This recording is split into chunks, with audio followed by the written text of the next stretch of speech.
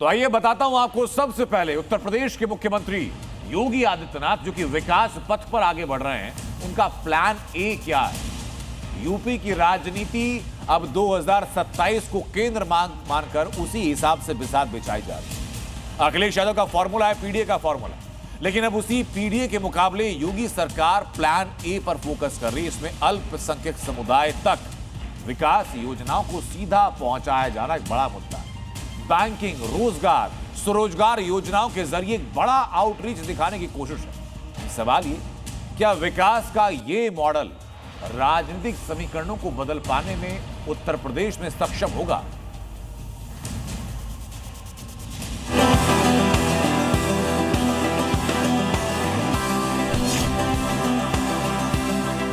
एक दूसरे के साथ मिलकर के सकारात्मक ऊर्जा के साथ विकास के अभियान को आगे बढ़ाने के लिए अमृत काल में हमारा प्रदेश समावेशी विकास के संकल्प को धरातल पर साकार कर रहा है। स्पष्ट नीति और सुशासन के बल पर भारत के विकास का ग्रोथ इंजन बन चुका है। पीडीए की काट, योगी का प्लान ए तैयार। 30 करोड़ की आबादी को एक परिवार मानकर के हमने विकास के अभियान को आगे बढ़ाया है। सबका साथ, सबका विकास। जो भी योजनाएं चलाई, चाहे वो आवास देने का काम हो, गरीब मुसलमानों को आवास मिला। सबका साथ, सबका विकास, सबका विश्वास और सबके प्रयास के साथ भारतीय जनता पार्टी काम कर रही है बिना भेदभाव के। मुसलमान तो काफ़ी भाजपा से जुड़ना चाह रहा, बाकी समाजवादी पार्टी ने और कांग्रेस पार्टी ने एक वहम फैला दिया। 2027 के लिए योगी ने पीडीए की काट तलाश ली है। जिस वोट बैंक को समाजवादी पार्टी और कांग्रेस का कोर वोटर माना जाता है, अब उसी वोट बैंक में सेंध लगाने की पूरी तैयारी है। योगी ने प्लान ए यानी अल्पसंख्यक को साधने का पूरा प्लान तैयार कर लिया है और इसकी वजह है योगी राज में अल्पसंख्यकों के लिए हो रहे विकास के काम। योगी सरकार में अल्पसंख्यक समुदाय का विकास हो रहा है। योगी सरकार में अल्पसंख्यक समुदाय को बैंकिंग क्षेत्र का सर्वश्रेष्ठ लाभ मिला है। पिछले एक साल में अल्पसंख्यक समुदाय के लोगों को कई योजनाओं के तहत 53,704 करोड़ रुपए का ऋण मिला। 28.85 लाख अल्पसंख्यक लाभार्थियों को ऋण का लाभ मिला। 21 अल्पसंख्यक बहुल्य जिलों में 16 लाख से अधिक बैंक खाते खोले। 7,000 करोड़ रुपए से अधिक का ऋण अल्पसंख्यक खाताधारकों को दिया गया। व्यापार, स्वरोजगार और शिक्षा के लिए दिए गए ऋण से अल्पसंख्यक समुदाय की आर्थिक भागीदारी बढ़ रही है। यानी विकास के पथ पर दौड़ रहे यूपी में सबका विकास हो रहा है और इस दौड़ में अल्पसंख्यकों की भी आर्थिक स्थिति में सुधार हो रहा है। अब तक की जो भी योजनाएं चलाई, चाहे वो आवास देने का काम हो, गरीब मुसलमानों को आवास मिला। अगर बात करें उनके गैस योजना के तहत, तो मुसलमानों को गैस योजना के तहत लाभ दिया गया। देखिए, सरकार ने जो है रोजगार के तरफ हम ही को जो है, एक सरकार ने आवास भी 1,40,000 का दिया है, जिसमें हमारे में कोई कटौती नहीं हुई। ये भी हम मोदी सरकार को बधाई देना चाहते, योगी सरकार को बधाई देना चाहते। सर्वे हुआ, उसमें लगभग 29% लोग लाभान्वित है। जो सरकारी योजनाएं चल रही है, लगभग उसकी संख्या 29% है। इससे आप समझ सकते हैं कि कितनी बड़ी संख्या में मुस्लिम समाज लाभान्वित हुआ है सरकार में। यानी जब से योगी आदित्यनाथ ने उत्तर प्रदेश की कमान संभाली है, तब से बिना भेदभाव के विकास का रथ तेजी से आगे बढ़ रहा है और इससे यूपी में अल्पसंख्यकों का भी विकास हो रहा है। जो मोदी जी का लोन मिल रहा है, उससे बहुत ज्यादा बेनिफिट हम लोग को मिल रहा है। उससे हम लोग अच्छा धंधा कर रहे हैं। सभी जात धर्म के लोगों को दे रही है, खासतौर से मुसलमान ही नहीं है, इसमें हिंदू है, सिख है, ईसाई है, जैन है, बौद्ध है, तमाम लोगों को मिले हैं। अच्छी बात है, सरकार को ऐसा ही पहल करना चाहिए। जो भी अल्पसंख्यकों के लिए हो रहा है, मोदी सरकार जी जो कर रही है अल्पसंख्यकों के लिए, बहुत ही अच्छा कर रही है, बहुत ही बेहतर हो रहा है और अच्छा ही होगा। यानी योगी की विकास वाली छवि अल्पसंख्यकों को भी भा रही है। यही नहीं, टीम योगी ग्राउंड लेवल पर भी काम कर रही है और मिशन 27 के लिए योगी का ABCD वाला प्लान भी तैयार है।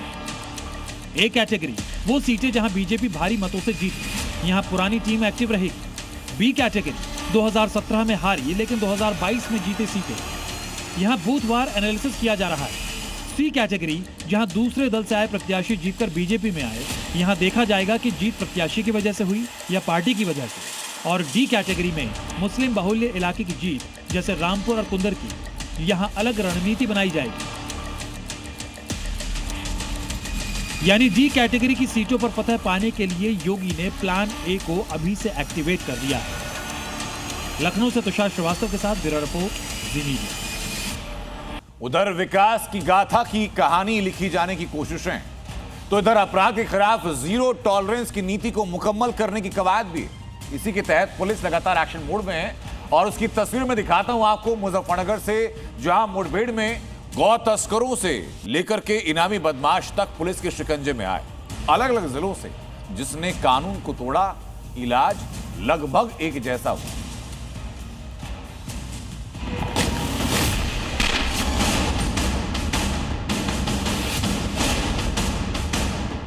योगी राज मतलब अपराधियों का शर्तिया इलाज। वहां पे जितने दुकान को मार दिया, इस वक्त को भी आज जहन्नुम की यात्रा में भेज दिया।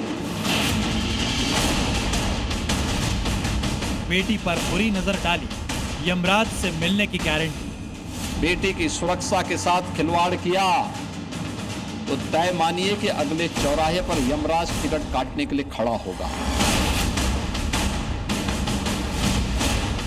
योगी राज में crime, death warrant sign.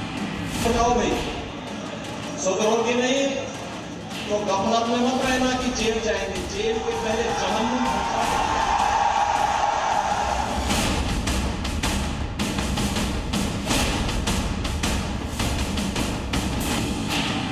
UP में क्राइम करोगे तो गारंटी है लंगड़ा बनोगे, क्योंकि क्राइम फ्री यूपी के मिशन को लेकर सीएम योगी साफ मैसेज दे चुके हैं और इसी का असर है कि एक बार फिर योगी फोर्स ताबड़तोड़ एक्शन में दिखी। योगी फोर्स ने गौ तस्कर से लेकर 20,000 के इनामी को मुठभेड़ के बाद शिकंजे में लिया।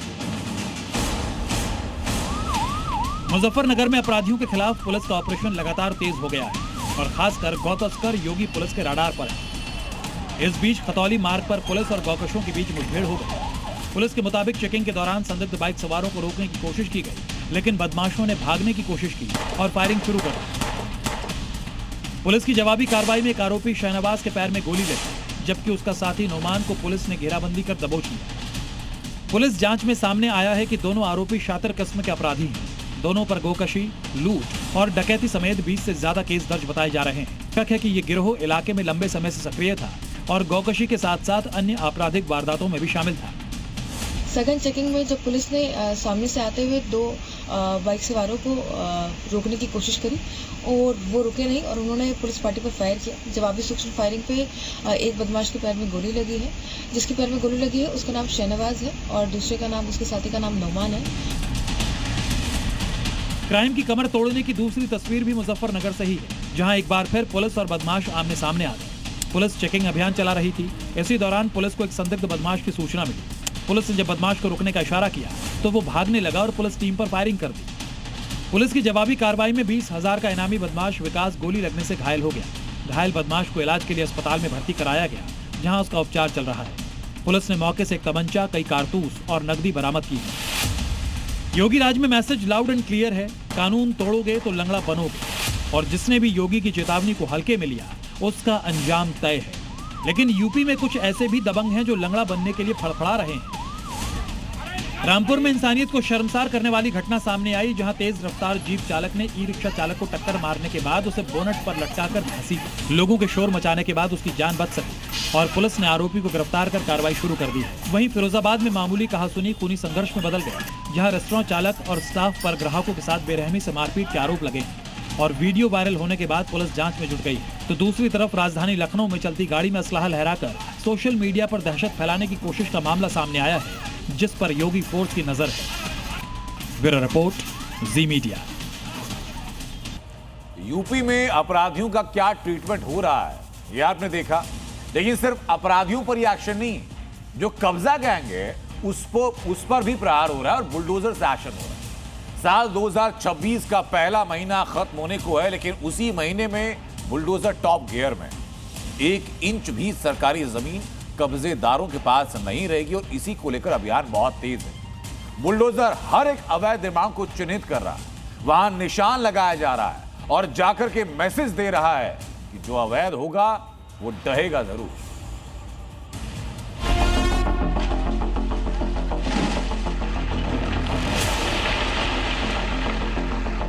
कब्जा कोई भी करेगा, किसी भी स्मारक पर, किसी भी पौराणिक स्थल पर, वो कोई भी होगा, उसको छोड़ूंगा तो नहीं। उत्तर प्रदेश में योगी का महाबली बुलडोजर यानी 1500 किलो का पहलवान फुल एक्शन में है, क्योंकि मुख्यमंत्री योगी आदित्यनाथ का मैसेज एकदम लाउड एंड क्लियर है। सरकारी जमीन पर 1 इंच भी कब्जा किया तो उसका टूटना तय है। अवैध अतिक्रमण जो भी करेगा वह तो हटना चाहिए। देखो, एक सरकारी जमीन, सरकारी भूमि गरीब के लिए होनी चाहिए। साल भले ही बदल गया है, लेकिन कब्जा गैंग पर सीएम योगी की नीति नहीं बदली। छत पर बुलडोजर से वार, अवैध निर्माण मिनटों में ध्वस्त। यह तस्वीर यूपी के फतेहपुर की है, जहां पर 1-2 नहीं बल्कि 7 अवैध घरों और दुकानों को बुलडोजर ने जमींदोज कर दिया। पहले छत पर पीला पंजा चला, फिर दीवार तोड़ी गई और कुछ ही मिनटों में योगी के महाबली ने अवैध निर्माण को धुआं-धुआं कर दिया। ये अवैध मकान फतेहपुर के खागा इलाके में पीडब्ल्यूडी की जमीन पर बनाए गए थे।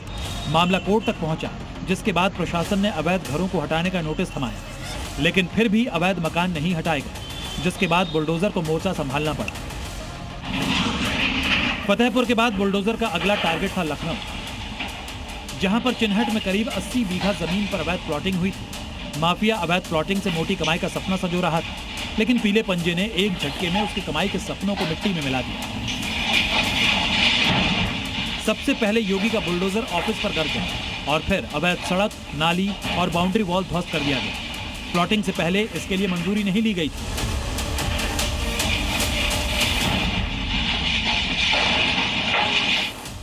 लखनऊ फतेहपुर के बाद बुलडोजर का नेक्स्ट टारगेट इटावा है, जहां पर बीहड़ वाले सैयद बाबा की मजार पर कभी भी पीला पंजा चल सकता है। वन विभाग नोटिस थमा चुका है, लेकिन अब तक नोटिस का जवाब नहीं मिला है। योगी का बुलडोजर मॉडल देश के दूसरे राज्यों का भी फेवरेट बन चुका है, लेकिन यूपी वाला खौफ आना अभी बाकी है और इस बात की गवाही दे रही है राजस्थान की ये तस्वीर। राजस्थान के बारा में अतिक्रमण हटाने के लिए बुलडोजर पहुंचा तो बवाल मच गया। ग्रामीणों ने जमकर पथराव किया, पुलिस टीम को भागकर जान बचानी पड़ी। लेकिन योगी राज में अतिक्रमणकारियों के खिलाफ जो बुलडोजर मिशन शुरू हुआ है, वो दूसरे राज्यों में भी लगातार जारी है और योगी फोर्स वाला खौफ भी दूसरे राज्यों के अपराधियों में जल्द ही काबिज हो जाएगा। ब्यूरो रिपोर्ट, जी मीडिया। एक तरफ अवैध घुसपैठ के खिलाफ कार्रवाई हो रही है, दूसरी तरफ मानवता के आधार पर सरकार बड़ा फैसला भी ले रही है। उत्तर प्रदेश में मेरठ के नगला गोसाई गांव में दशकों से रह रहे पूर्वी पाकिस्तान से आए हुए 99 हिंदू बंगाली परिवारों को अब कानपुर देहात में स्थायी पुनर्वास दिया जाएगा। हर एक परिवार को आधा एकड़ जमीन दी जाएगी 30 साल के लिए, जिसे आगे बढ़ाकर 90 साल किया जा सकेगा। यानी इन परिवारों को न सिर्फ कानूनी पहचान मिलेगी, बल्कि स्थायी आशियाना भी मिलेगा।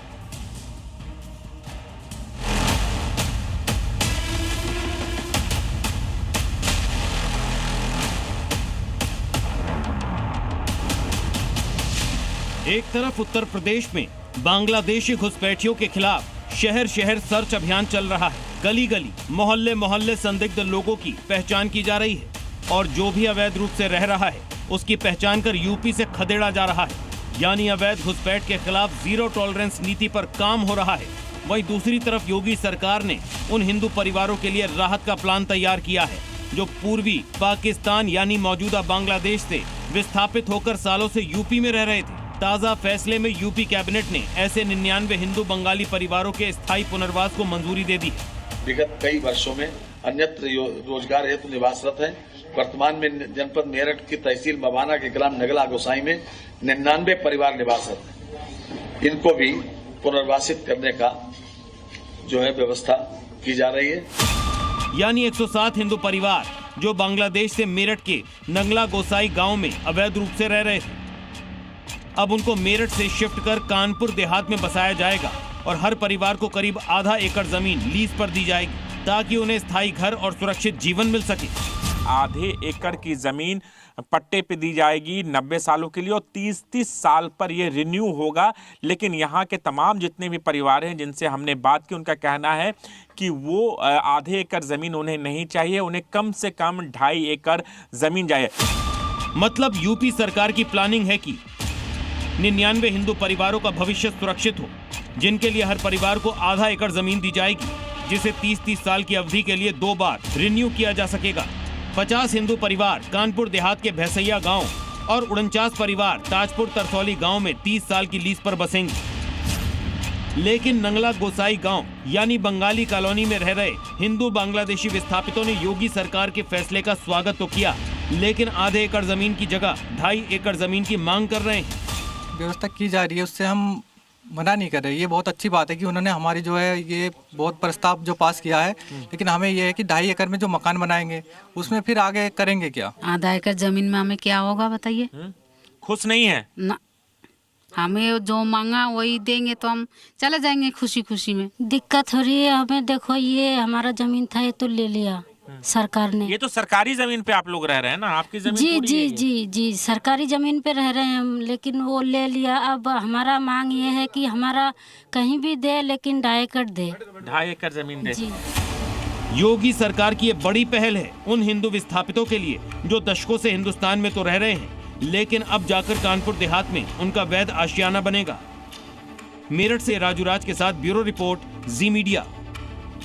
मैं आपको असम लेकर चलता हूं क्योंकि वहां एक शब्द को लेकर के हंगामा छिड़ा हुआ है। वो शब्द है मियां। देश की राजनीति में यही शब्द और हेमंता बिस्वा शर्मा के द्वारा इस्तेमाल किया गया ये शब्द मुद्दा बन रहा है। हेमंता बिस्वा शर्मा के बयान पर विपक्ष और मुस्लिम संगठन हमलावर हैं, तो हेमंता ये कह रहे हैं कि बयान तो सही है, ये अवैध घुसपैठ और असम की पहचान से जुड़ा है। और वो कह रहे हैं कि जो घुसपैठी यहां पहुंचे हैं बंगाल से, वो खुद को मियां कहते हैं।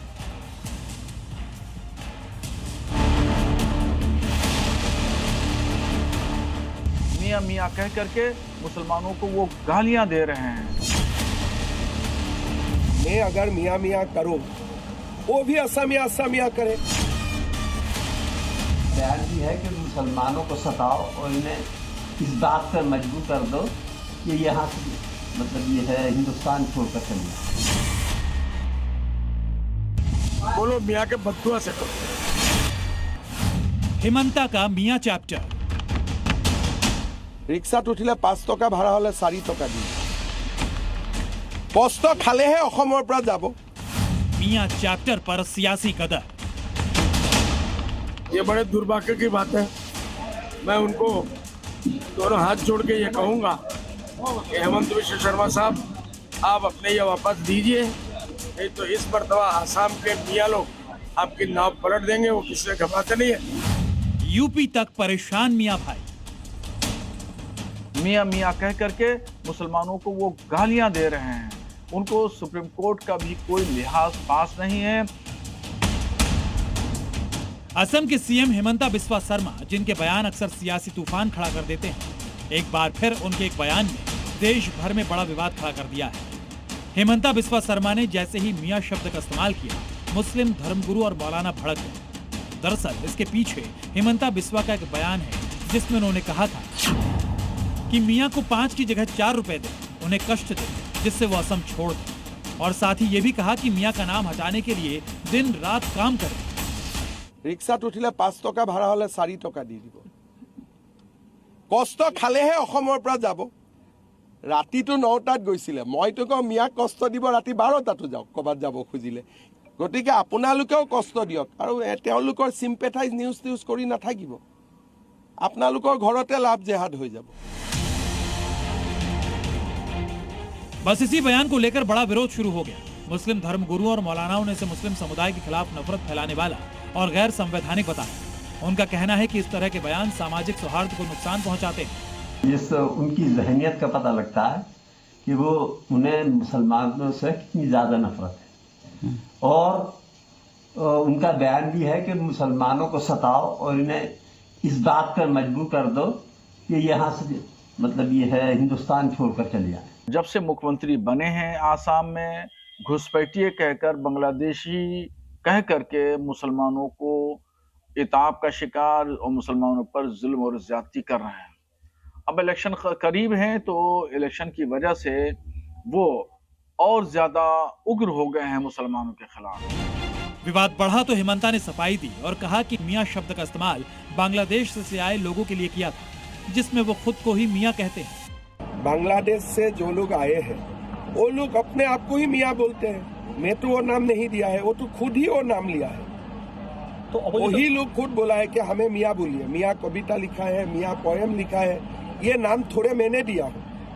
मैं अगर मियां मियां करूँ, वो भी असमिया असमिया करे, आपत्ति क्या है? दरअसल असम में इससे पहले भी लंबे वक्त से अवैध बांग्लादेशियों का मामला गर्म है और हेमंता सरकार ने बांग्लादेशियों को असम से खदेड़ने के लिए अभियान चला रखा है। और तो और कई जगहों पर हेमंता सरकार का बुलडोजर भी गरज चुका है और अब चुनाव से ठीक पहले असम में बांग्लादेशियों का मुद्दा गरमाने लगा है। ब्यूरो रिपोर्ट, जी मीडिया। बात जी इन्वेस्टिगेशन की और हमारी पड़ताल सोने की बढ़ती कीमतों को लेकर है। आज की तारीख में सोना हो, चांदी हो, कॉपर हो, ये धातु जो है मिडिल क्लास परिवारों को डरा रहे हैं, उनकी पहुंच से बाहर होते जा रहे हैं।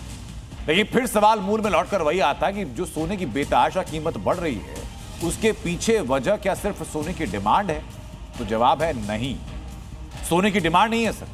सोने की बढ़ती कीमतों के पीछे एक ऐसी भी वजह है जो आपको जरूर जाननी चाहिए, क्योंकि वजह आप जानेंगे तो देखने का नजरिया और जो लोग इन्वेस्ट कर रहे हैं, इन्वेस्ट करने का तरीका बदल जाएगा।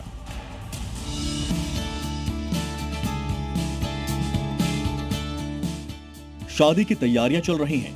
देश के लाखों मिडिल क्लास परिवार बच्चों की खुशियों की खातिर अपनी सालों की तैयारियों को फाइनल कर चुके हैं। लॉन हॉल बुक हो चुके हैं, कपड़ों की खरीदारी हो चुकी है, खाने का मेन्यू फाइनल है, बैंड बाजे वाले भी तैयार हैं।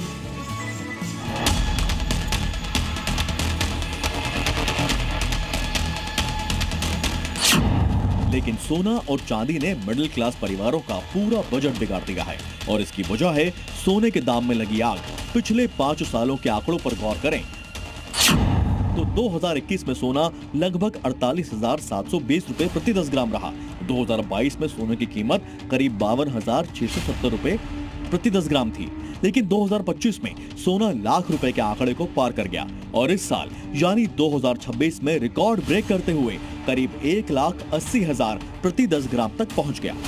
पहले हमारा कोई बजट होता था जैसे 4-5 लाख में लेना है, तो अब बजट तो हमारा वही है 4-5 लाख, लेकिन उसमें कितना सोना आता है उतना ही लेना पड़ेगा। तो मैं सेटल ले लेता था, मगर गोल्ड के जो रेट है इतने हाई होने की वजह से उसके हिसाब से मेरे को थोड़ा सा हल्का देखना पड़ेगा। लेकिन सबसे बड़ा सवाल है कि सिर्फ 1 साल में सोने के दाम में 100% की बढ़ोतरी क्यों हो गई? इन सवालों का जवाब तलाशने के लिए जब जी न्यूज की टीम ने अपनी पड़ताल शुरू की तो चौंकाने वाले नतीजे सामने आए। खुलासा हुआ है कि भारत समेत दुनिया भर में सोना निवेशकों की पहली पसंद बना है। दुनिया के बड़े देश और बैंक सोने को रिजर्व के तौर पर इकट्ठा कर रहे हैं। कमजोर होते भारतीय रुपए से सोने की कीमत में उछाल आया है। सोने की कीमतें बढ़ने पर व्यापारियों ने भी ज्यादा मुनाफा कमाने के लिए सोना जमा करना शुरू कर दिया है और डिमांड के मुताबिक सोने का खनन और सप्लाई भी बढ़ते दाम की बड़ी वजह बना है। खबर है कि ब्लैक मनी के गढ़ स्विट्जरलैंड के न्यूक्लियर बंकरों में सोने का स्टॉक जमा किया जा रहा है और देश और दुनिया का अमीर तबका स्विट्जरलैंड की तरफ सोना क्यों मोड़ रहा है, उसकी बड़ी वजह भी सुनिए।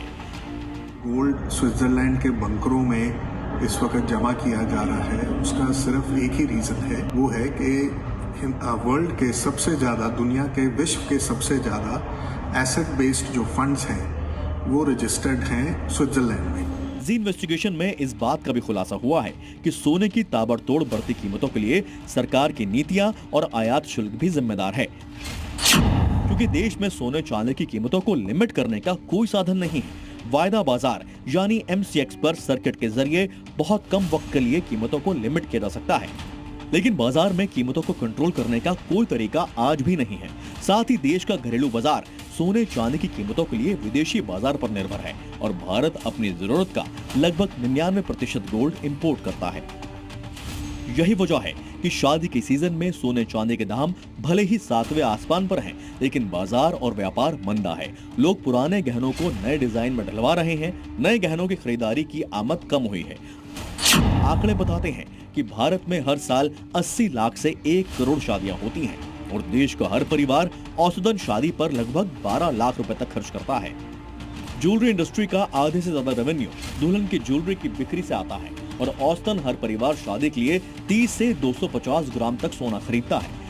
खुद परेशान है क्योंकि जो सोने चांदी की स्थिति होती जा रही है मिडिल क्लास की रेंज से बाहर होती जा रही है। पहले तो लोअर से रेंज आउट थी, अब मिडिल से आउट होती जा रही है। यानी आज की तारीख में सोना आम लोगों के लिए सोना नहीं रह गया है और सोने के चढ़ते दामों ने आम लोगों के सपनों को चोट पहुंचाई है। ब्यूरो रिपोर्ट, जी मीडिया।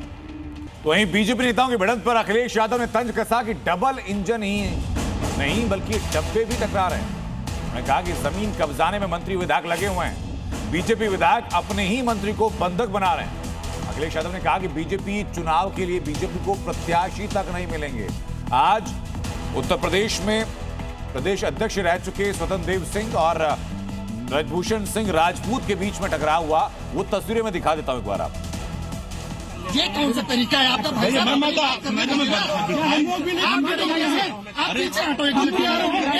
पीछे हटो, विधायक के प्यारो नहीं है, कोई बताने नहीं कर रहा। ठीक है, आप देख रहे हैं सर, मैं तो तुम ऐसे खड़े हो, क्यों आके दिखा रहे? तो सुप्रीम कोर्ट ने यूजीसी के नए नियमों पर फिलहाल रोक लगाते हुए केंद्र और यूजीसी से 19 मार्च तक जवाब मांगा, लेकिन बावजूद इसके कैंपस राजनीति नहीं थम रही। जेएनयू में विरोध, नारेबाजी और वैचारिक टकराव के बीच अब सवाल सिर्फ नियमों का नहीं बल्कि शिक्षा बनाम राजनीति का भी बन रहा है। आखिर छात्र हित, कानून और विचारधारा की लड़ाई में आगे क्या होगा और आखिर क्यों जेएनयू में छात्रों को भड़काया जा रहा है, सड़कों पर उतारा जा रहा है।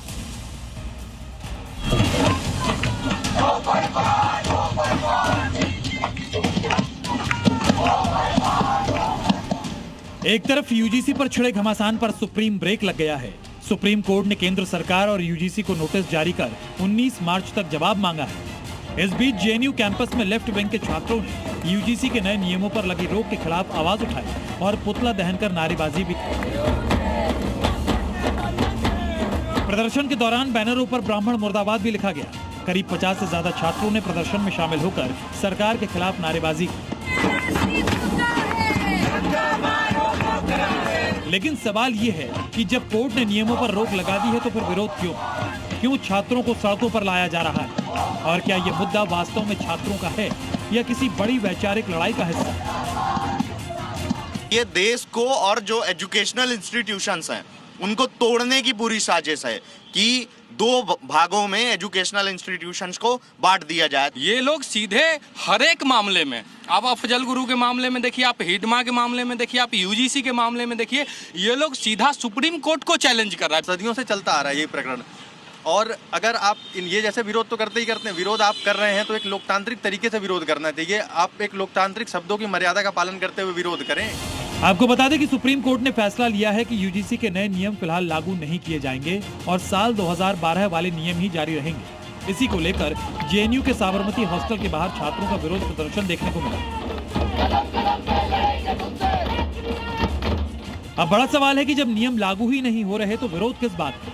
एक पक्ष कह रहा है कि लड़ाई भविष्य के कानून की है ताकि नियम पूरी तरह लागू हो, लेकिन दूसरा पक्ष सवाल उठा रहा है कि क्या छात्रों को ऐसे वैचारिक मुद्दों में आगे किया जा रहा है जिसका सीधा असर उनकी पढ़ाई या करियर पर नहीं पड़ रहा? क्या वामपंथियों का ट्रेंड है, ये हमेशा से यही करते आते हैं। जैसे इनका अभी कुछ महीने पहले जंतर मंतर पे किसी वायु प्रदूषण को लेकर प्रोटेस्ट करने गए थे, वहाँ पे हिडमा अमर रहो, कॉमरेड हिडमा अमर रहो, ये नारे लगा रहे थे। जो हिडन एजेंडा चाहे किसी भी बात पे शुरू करें पर अल्टीमेटली अपनी बात को खत्म करते हैं सिर्फ एवीपी आरएसएस की कब्र खोदने की, मास किलिंग की बात करने की। जो ये चीन में टिanजिमेन स्क्वायर में किया, चाहे रूस हो, जहाँ जहाँ ये रहे हैं वहाँ मास किलिंग, मास जेनोसाइड की बात करें।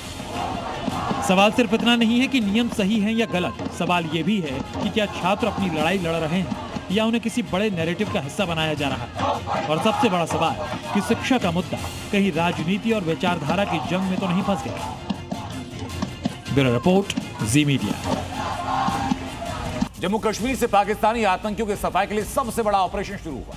किश्तवाड़ में भीषण बर्फबारी के बीच सेना का सबसे बड़ा ऑपरेशन चल रहा है। जंगल में छिपे जैश के आतंकी चारों तरफ से घिरे हैं। आसमान से हेलीकॉप्टर, ड्रोन से निगरानी हो रही है तो जमीन पर सेना के जवान जो आतंकियों के भागने के, उनके छिपने के सारे रूट बंद कर रहे हैं। ये एक्सक्लूसिव रिपोर्ट आपको जरूर देखनी चाहिए।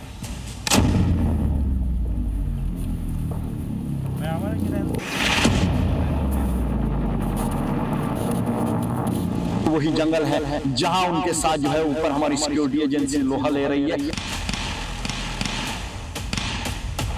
और कोशिश कर रही है कि जल्द से जल्द उन तक पहुंचा जाए और उनको कैफरे किरदार तक पहुंचाया जा सके। घाटी में आतंक के खिलाफ सबसे बड़ा ऑपरेशन। बर्फबारी के बीच हेलीकॉप्टर से सर्चिंग, हाईटेक टेक्नोलॉजी, ड्रोन से निगरानी। टेक्नोलॉजी का जो इस्तेमाल किया जा रहा है, चॉपर्स का इस्तेमाल किया जा रहा है, ड्रोन्स का इस्तेमाल किया जा रहा है, स्नीफर डॉग्स को जो है जंगलों के बीचों बीच छोड़ा गया है। जम्मू कश्मीर में आतंकियों के खात्मे का काउंटडाउन शुरू हो चुका है। जैश हो या लश्कर या फिर मुनीर का कोई गुर्गा अब बचने वाला नहीं है, क्योंकि सेना आतंकियों के ताबूत पर आखिरी कील ठोकने का पूरा इंतजाम कर चुकी है। किश्तवाड़ में भीषण बर्फबारी के बीच सेना का सबसे बड़ा सर्च ऑपरेशन चल रहा है, जिसमें हाईटेक टेक्नोलॉजी का इस्तेमाल किया जा रहा है। एक तरफ मॉडर्न हथियारों के साथ सुरक्षा बल जंगल में चप्पे चप्पे की तलाशी ले रहे हैं, तो दूसरी तरफ दहशतगर्दों के खात्मे के लिए हेलीकॉप्टर से भी सर्च ऑपरेशन चल रहा है। ऑपरेशन में हाईटेक ड्रोन का भी इस्तेमाल किया जा रहा है, जिससे बर्फ से ढके जंगलों में हर मूवमेंट पर नजर रखी जा रही है। साथ ही स्निफर डॉग की भी मदद ली जा रही है। इलाके में इंटरनेट सेवा भी सस्पेंड कर दी गई है। जो देख रहे हैं जंगलात, ये घने जंगलात जो है लगातार हमारी सिक्योरिटी फोर्सेज इन जंगलों में मुहसरा कर रही है और उन जगहों का जो है लगातार जो है वो सर्च चल रहा है जहां जहां उनके होने की संभावना है, क्योंकि इस वक्त भी मल्टीपल एरियाज में जो है ये ऑपरेशन चल रहा है। इस ऑपरेशन में सेना, जम्मू कश्मीर पुलिस का स्पेशल ऑपरेशन ग्रुप और सेकंड पैरा फोर्सेस शामिल। किश्तवाड़ के जंगलों में जैश ए मोहम्मद के 3 आतंकियों के छिपे होने की खबर है। सुरक्षा बलों ने सिंहपुरा और आसपास के घने जंगलों को खंगालने के बाद आतंकियों के भागने के सभी रास्ते बंद कर दिए। जिनकी वाबस्तगी जैश ए मोहम्मद के साथ है और इनका सरगना बताया जा रहा है कि सैफुल्ला है। ये वही ग्रुप है जो 2025 में भी एक ऑपरेशन में जो है वो यहाँ उनके साथ जो है उनके साथ टाकरा हो चुका है। ये वही ग्रुप है सैफुल्ला का, जिसमें 7 से 8 दहशतगर्दों पर यह मुश्तमिल था, जिसमें से 3 को मार गिराने में हमारी सिक्योरिटी फोर्सेज जो है अभी तक कामयाब हुई है। किश्तवाड़ में 18 जनवरी को ऑपरेशन तराशी शुरू हुआ था, जिसके बाद मंदराल सिंहपुरा के पास सोनार जंगल में भीषण गोलीबारी हुई, जिसमें एक जवान शहीद हो गया था और आतंकी घने जंगल का फायदा उठाकर भागने में कामयाब रहे। लेकिन सुरक्षा बलों ने 2 फीट से ज्यादा बर्फबारी के बावजूद आतंकवादियों की तलाश जारी रखी और फिर 25 जनवरी को भी आतंकियों के साथ मुठभेड़ हुई थी। अब सेना के बड़े ऑपरेशन से साफ है कि जाल में बड़ी मछली यानी आतंकी फंस चुके हैं, जिनका खात्मा अब तय है। किश्तवाड़ से राजा रहबर जमाल के साथ ब्यूरो रिपोर्ट, जी मीडिया। पाकिस्तान के साथ दोस्ती करने में मशगूल बांग्लादेश के केयरटेकर मोहम्मद यूनुस ने अब मुनीर के आतंकियों के लिए अपने मुल्क तक पहुंचने का तेज और सटीक इंतजाम किया। बांग्लादेश ने पाकिस्तान के लिए सीधी उड़ान सेवा को एक बार फिर बहाल किया। लेकिन आपके मन में फिर सवाल उठेगा कि आखिर इससे मुनीर के आतंकियों को फायदा कैसे? अपने सवालों को शांत करने के लिए आपको रिपोर्ट देखनी होगी। बांग्लादेश टू पाकिस्तान, आतंक की सीधी उड़ान। 3 घंटे में मुनीर के आतंकी इस्लामाबाद टू ढाका। जो बांग्लादेश कभी पाकिस्तान के जुल्मों से निजात पाने के लिए फड़फड़ाता रहा, उसी बांग्लादेश में यूनुस राज आते ही एक बार फिर पाकिस्तान से गलबहियों का दौर शुरू हो गया, जिसका सबूत है ये ताजा तस्वीरें। पाकिस्तान और बांग्लादेश के बीच करीब 1.5 दशक के बाद हवाई सेवा शुरू हुई है। गुरुवार को 14 साल बाद बांग्लादेश की राजधानी ढाका से उड़े विमान ने कराची के जिन्ना इंटरनेशनल एयरपोर्ट पर लैंडिंग की। बांग्लादेशी एयरलाइन की फ्लाइट 14 साल बाद कराची लौटी तो लैंडिंग होने पर उसे पारंपरिक वाटर कैनन सैल्यूट दिया गया। सबसे बड़ा सवाल है कि पाकिस्तान और बांग्लादेश की डायरेक्ट फ्लाइट पर चढ़ेगा कौन, क्योंकि बांग्लादेश और पाकिस्तान की पुरानी पीढ़ी जो एक दूसरे से नफरत करती है वो तो दूसरे देश जाएंगे नहीं। दोनों देशों के युवाओं को इस फ्लाइट से कोई मतलब है नहीं और गरीबी गुर्बत के दौर से गुजर रहे दोनों देशों में बिजनेस क्लास क्या ही सफर करेगा। ऐसे में साफ है कि इस डायरेक्ट फ्लाइट में सिर्फ मुनीर के आतंकी ही सफर करेंगे, क्योंकि इससे पहले पाकिस्तान के आतंकियों को बांग्लादेश भेजने के लिए मुनीर एंड कंपनी को दुबई का टिकट कटाना पड़ता था। और उसके बाद वो बांग्लादेश में साजिश करने पहुंचते थे। लेकिन अब मुनीर के दहशतगर्द सीधे 3 घंटे के अंदर पाकिस्तान से ढाका पहुंचेंगे और साजिशों को तुरंत अंजाम देकर वापस अपने मुल्क लौट आएंगे। ये खुलासा हो चुका है कि हादी की हत्या के बहाने बांग्लादेश में हिंदुओं के खिलाफ साजिशों को अंजाम देने के पीछे ISI का हाथ है और मुनीर का ये ढाका सेल कहीं और नहीं बल्कि ढाका में मौजूद पाकिस्तानी हाई कमीशन से काम कर रहा है। मुनीर के इशारे पर ISI ने पिछले साल नवंबर में ढाका सेल का गठन किया था और बांग्लादेश में हो रही हिंसा के पीछे ढाका सेल का सबसे बड़ा हाथ सामने आया है। मीडिया रिपोर्ट्स के मुताबिक ढाका सेल की कमान एक पाकिस्तानी ब्रिगेडियर संभाल रहा है। ISI के स्पेशल विंग में ब्रिगेडियर के अलावा मेजर समेत कई पाकिस्तानी अफसरों के नाम हैं। ढाका सेल का मुख्य मकसद बांग्लादेश की सत्ता पर कट्टरपंथी संगठन जमात इस्लामी को काबिज कराना है। यही वजह है कि ISI का ढाका सेल चुनाव होने तक बांग्लादेश की सत्ता पर यूनुस को बरकरार रखना चाहता है। यह इस्लामिक कट्टरपंथी और मुनीर की साजिश का ही जहर है कि अब बांग्लादेश के जेनजी अपने देश की बात छोड़कर हिंदुस्तान को टारगेट करने में मशगूल है और पाकिस्तान से पहुंचे आतंकी बांग्लादेश में हिजाब लेडी ब्रिगेड को भी तैयार कर रहे हैं। यानी मुनीर का पाकिस्तान लगातार बांग्लादेश को आतंकिस्तान बनाने की फिराक में है और यूनुस को झांसे में लेकर मुनीर अपना उल्लू सीधा कर रहा है और अब पाकिस्तान बांग्लादेश के बीच सीधी फ्लाइट ने मुनीर के प्लान को और फास्ट कर दिया है। ब्यूरो रिपोर्ट, जी मीडिया। अब बात पाकिस्तान के हुक्मरान शहबाज मुनीर को ट्रंप के थप्पड़, क्योंकि पाकिस्तान के दोनों लोग ट्रंप की चापलूसी और जी हजूरी में जुटे हैं। यही जी हजूरी पाकिस्तान के काम नहीं आ रही। डोनाल्ड ट्रंप पाकिस्तान को झटके पर झटके दे रहे हैं। अमेरिका ने पाकिस्तान को लेकर के एक नई ट्रैवल एडवाइजरी तक जारी की गई, जहां सलाह दी गई लोगों को कि पाकिस्तान जाएं, लेकिन पहले अपनी सुरक्षा के बारे में जरा सोचें। ऑपरेशन सिंदूर के बाद शहबाज मुनीर की जोड़ी डोनाल्ड ट्रंप की बहुत जी हुजूरी कर रही थी। मुल्ला मुनीर ट्रंप के साथ लंच करके खूब उछल रहा था, लेकिन ट्रंप ने एक झटके में ही दोनों को सदमे में डाल दिया। पाकिस्तान में फैले आतंकवाद की सच्चाई किसी से नहीं छिपी है। अब खुद ट्रंप ने इस बात पर मोहर लगाकर इसे और पुख्ता कर दिया है। अमेरिकी विदेश विभाग ने पाकिस्तान को ट्रैवल एडवाइजरी में लेवल 3 कैटेगरी में डाल दिया है। यह ऐसी कैटेगरी है जो हाई रिस्क दिखाती है, जहां बिना किसी वार्निंग के आतंकवादी हमले हो सकते हैं। इसका सीधा मतलब है कि अगर बहुत जरूरी ना हो तो पाकिस्तान न जाएं। अमेरिका ने अपनी ट्रैवल एडवाइजरी अपडेट करते हुए पाकिस्तान जाने की योजना बना रहे अमेरिकियों को 100 बार सोचने की सलाह दी है। अमेरिका ने कहा है कि पाकिस्तान में अपराध, नागरिक अशांति, आतंकवाद और अपहरण का खतरा है। बिना किसी चेतावनी के आतंकी हमले हो सकते हैं। खैबर पख्तूनख्वा और बलूचिस्तान सबसे खतरनाक जगहें हैं। अमेरिका ने अपने नागरिकों को साफ शब्दों में आगाह किया है कि पाकिस्तान में आतंकी हमले अब बिना किसी चेतावनी के हो रहे हैं। डोनाल्ड ट्रंप ने पाकिस्तान को खतरनाक देशों की लिस्ट में क्यों डाला, जरा उसकी वजह भी देख लीजिए। ये तस्वीर पाकिस्तान के सबसे बड़े सूबे बलूचिस्तान की है, जो लंबे वक्त से आज़ादी की आवाज़ बुलंद कर रहा है। इन आवाज़ों को कुचलने के लिए मुनीर की फौज लगातार जुल्म ढा रही है। रिपोर्ट के मुताबिक 2025 में पाकिस्तानी सेना ने 1200 से भी ज्यादा बलूचों को गायब कर दिया। गायब होने वालों में छोटे बच्चे और महिलाएं भी शामिल हैं। मुनीर की फौज बलूचिस्तान में किल एंड डंप पॉलिसी चला रही है। यही वजह है कि अब बलूच महिलाओं ने भी मुनीर एंड कंपनी के खिलाफ मोर्चा खोल दिया है। यह हालात सिर्फ बलूचिस्तान के नहीं बल्कि हर प्रांत में मुनीर के खिलाफ लोगों का गुस्सा फूट रहा है। फिलहाल पाकिस्तान अपने सबसे खराब दौर से गुजर रहा है। अब अमेरिका की एडवाइजरी से साफ है कि पाकिस्तान के कोने कोने में आतंकवादी भरे पड़े हैं और पाकिस्तान की हालात एक सुलगते हुए बारूद के ढेर जैसी हो चुकी है। ब्यूरो रिपोर्ट, जी मीडिया। और अब बात अमेरिका से जापान तक बर्फीले बवंडर। दुनिया को ताकत दिखाने वाला अमेरिका कुदरत के आगे बेबस है। बर्फीला तूफान है, ठंड वहां पर है, 60 से ज्यादा लोगों की मौत हो चुकी है, 10 लाख से ज्यादा घरों में बिजली गुल हो चुकी है, हजारों उड़ानें रद्द हो चुकी है। अमेरिका के अंदर इस वक्त क्या हाल है, इस रिपोर्ट में आपको समझ आए। सफेद आफत के आगे सुपर पावर अमेरिका बेबस है। बर्फीले तूफान ने अमेरिका के शहर शहर कहर मचा रखा है। पेनिसिल्वेनिया और मैसाचुसेट्स में हालात सबसे ज्यादा खराब है। बर्फीले तूफान ने वर्ल्ड कैपिटल कहे जाने वाले शहर न्यूयॉर्क को भी नहीं बख्शा। बर्फ के आगोश में डूबे शहर की नियॉन लाइट्स एक अलग ही नजारा पेश कर रही है। सड़कों पर, चौराहों पर, फुटपाथ पर बर्फ ही बर्फ है। रफ्तार से फर्राटा भरती सड़कों पर वाहन सधी हुई धीमी चाल में चलने को मजबूर है। अमेरिका के मिसिसिपी शहर को भी बर्फीले तूफान ने उजाड़ कर रख दिया। भारी बर्फबारी से पावर ग्रिड फेल हो गई। अब इन लाइनों को दुरुस्त करने की कोशिश की जा रही है। जमीनी रास्ते से बिजली दुरुस्त करने की कोशिशें नाकाम हुई तो अब हेलीकॉप्टर से बिजली बहाली की कोशिश हो रही है। एक बार फिर इन तस्वीरों को देखिए। जान को जोखिम में डालकर मिसिसिपी शहर की बिजली आपूर्ति दुरुस्त करने की कोशिश जारी है।